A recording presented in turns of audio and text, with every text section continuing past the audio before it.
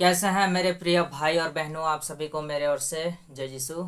आज छत्तीसगढ़ का रायपुर में और एक धर्मांतरण को लेकर बहुत ज़्यादा हंगामा होता है दोस्तों। कई ऐसे महिलाएं हैं जो कि पास्टर लोगों के ऊपर आरोप लगाते हैं। तो चलिए हम लोग सबसे पहले छोटा सा वीडियो क्लिप को देखते हैं कि वो महिलाएं क्या आरोप लगाते हैं। उसके साथ साथ में कई सारे ऐसे युवक भी हैं जो लोग कि वो लोग भी आरोप लगाते हैं। तो चलिए सबसे पहले छोटा सा उनका वीडियो क्लिप को देखते हैं। विगत कई महीनों से हमें सूचना प्राप्त थी कि यहाँ पे धर्मांतरण प्रार्थना के बहाने धर्मांतरण किया जा रहा है और हमने लगातार रैकी की। आज जब सुबह हमको सूचना मिली कि मिठू मुड़ा के पास में संतोष चौहान के घर में काफ़ी तादाद में महिलाएं हैं और जिनका धर्मांतरण किया जा रहा है। अपने यीशु के बारे में, उनकी ताकत के बारे में बखान कर रहे थे और हमारे हिंदू देवताओं को, देवी देवताओं के बारे में कि इनके में कोई ताकत नहीं बची है। आप हमारे साथ रहिए। आपकी सबसे पहले तो इन युवक भाई लोग जो लोग के यह आरोप लगाते हैं कि जो पास्टर लोग उस जगह पे प्रार्थना सभा का आयोजन करते थे, वो पास्टर लोग यह कहते थे कि जो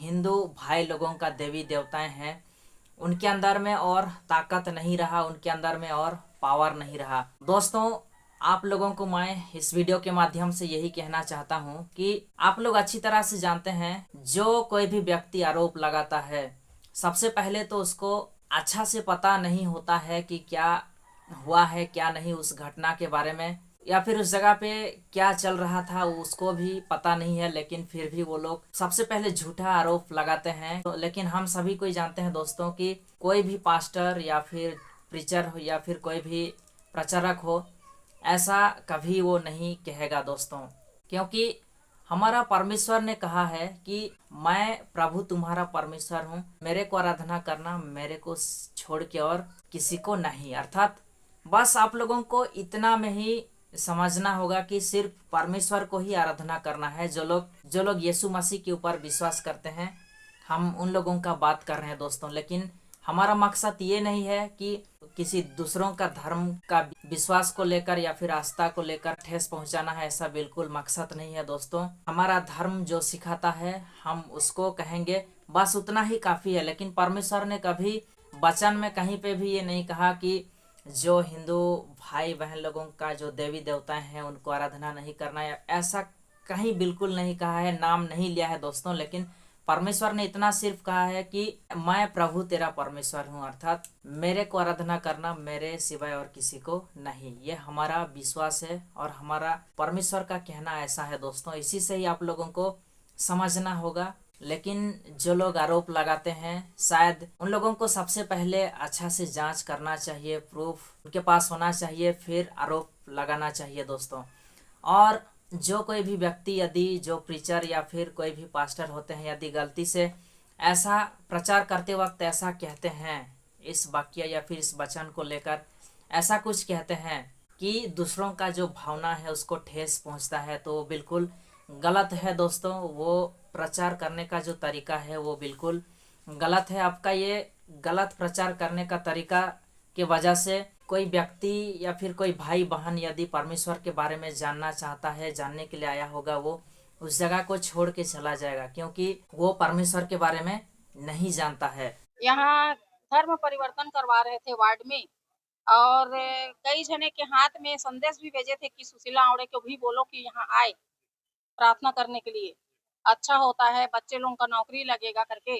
और आधा से ज्यादा तो मैं सतनामी हूँ और आंवड़े लिखती हूँ, और हमारे ही कास्ट के सभी को बरगला के लाके घर में प्रार्थना करवा रहे थे। तो ये सर से ऊपर हो गया था भैया, बहुत दिन हो गया इन लोगों का देख रहे हैं हम लोग, इसलिए फिर दोस्तों, आप लोगों को मैं यही कहना चाहता हूँ कि कोई भी पास्टर या फिर प्रीचर कोई भी हो, यदि आप लोगों को ऐसा कह के बुलाते हैं कि आओ इस जगह पे आपका नौकरी लग जाएगा या फिर आपका जो भी काम नहीं बन रहा है बन जाएगा, तो ये जो कहने का तरीका है वो बिल्कुल गलत है दोस्तों। लेकिन कोई भी पास्टर या फिर प्रीचर कोई भी हो, यदि आपको बुलाते हैं तो उनका मकसद ये नहीं है कि आपको उस जगह पे लेके फंसाते हैं या फिर आपका धर्म को परिवर्तन करने के लिए उस जगह पे बुलाते हैं।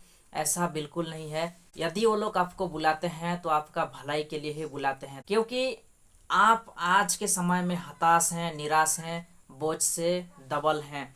परमेश्वर का वचन कहता है, संत मत्ती लिखित सुसमाचार का अध्याय 11 का 28 से 30 तक यदि आप लोग पढ़ोगे तो साफ साफ लिखा है, ईसा की नम्रता।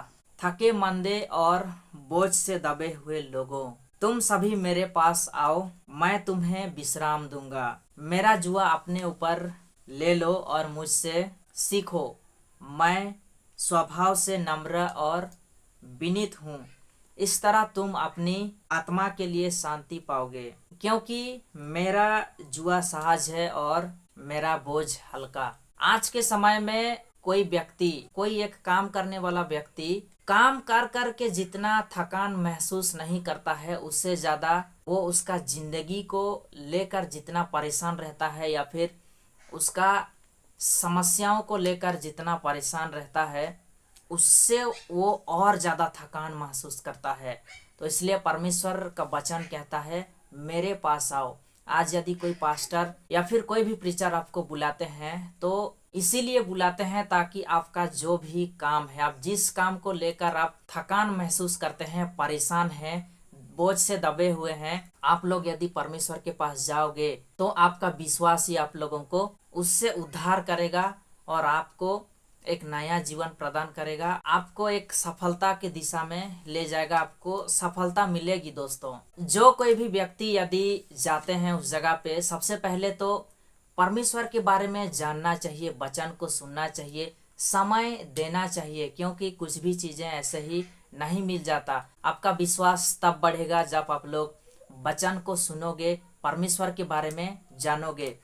पहले परमेश्वर के बारे में जानने के लिए कोशिश करना चाहिए। उसके बाद में यदि आपको लगता है कि हाँ, यहाँ से मेरा सब कुछ हो सकता है, तो आप उस जगह पे जाइए, उस जगह पे रुकिए। यदि नहीं लगता, विश्वास नहीं होता, तो आप उस जगह को छोड़ सकते हैं। कोई भी आपको फोर्स नहीं करेंगे, कोई भी आपको ज़बरदस्ती नहीं करेंगे। ज़िंदगी आपका है। यदि लगता है उस जगह से आपका ज़िंदगी बदल सकता है तो आप रुकिए, आप जाइए, अन्यथा आप मत जाइए। लेकिन सबसे पहले आप जानिए, परमेश्वर के बारे में जानिए, फिर उसके बाद में आप डिसाइड कीजिए, वो आपका मर्जी है दोस्तों। लेकिन परमेश्वर का वचन कहता है, संत यूहन्ना लिखित सुसमाचार का अध्याय 20 का 29 में यदि हम लोग पढ़ेंगे तो ईसा ने उससे कहा, क्या तुम इसलिए विश्वास करते हो कि तुमने मुझे देखा है? धन्य है वे जो बिना देखे ही विश्वास करते हैं। जो लोग आज परमेश्वर को विश्वास करते हैं, प्रभु यीशु मसीह के ऊपर विश्वास करते हैं, परमेश्वर उनको यह कहता है कि क्या तुम लोग इसलिए विश्वास करते हो कि तुमने मुझे देखा है? लेकिन धन्य है वे लोग जो लोग मुझे नहीं देखे, मुझे बिना देखे भी विश्वास करते हैं। तो जो कोई भी व्यक्ति आज उस जगह पे जाते हैं परमेश्वर का वचन सुनने के लिए, परमेश्वर को जानने के लिए, प्रभु यीशु मसीह को जानने के लिए, धन्य है उनमें से कई सारे ऐसे लोग जो लोग कि प्रभु यीशु मसीह को बिना देखे, बिना जाने, परमेश्वर के बारे में बिना जाने, उसका वचन को बिना सुने भी विश्वास करते हैं। धन्य हैं वे लोग, और उनका विश्वास ही बहुत इतना ज़्यादा होता है दोस्तों। जो लोग बिना देखे विश्वास करते हैं, उनका विश्वास से ही वो लोग चंगा पाते हैं दोस्तों। उनका विश्वास से ही उनका सब कुछ पूरा होता है। तो इसलिए आप किस में आते हैं? यदि आप बिना देखे विश्वास करते हैं तो आप धन्य हैं, आपको सफलता मिलेगी, आपका सब कुछ पूरा होगा, आपको एक जीने का रास्ता भी दिखेगा। लेकिन आप यदि बिना देखे विश्वास नहीं करते हैं तो आप परमेश्वर का वचन के बारे में जानिए, सुनिए, और उसके बाद में आप डिसाइड कीजिए। चलिए फिर दोस्तों, मिलते हैं नेक्स्ट वीडियो में। आज के लिए इतना ही। सभी को फिर से एक बार जय यीशु, धन्यवाद।